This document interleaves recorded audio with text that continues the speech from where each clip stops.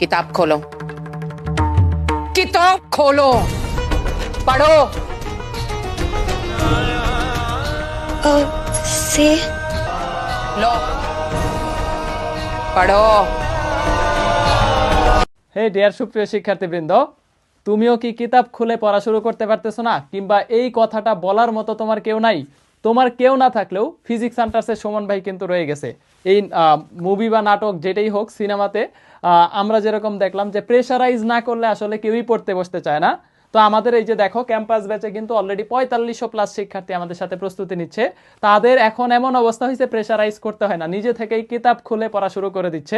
এটার কারণ প্রতিদিন 2-3টা করে ক্লাস এবং প্রতিদিন 3-4টা করে এক্সাম, সাবজেক্ট ভিত্তিক টাইম ভাগ করে ও নিজে থেকেই পড়তে হয়।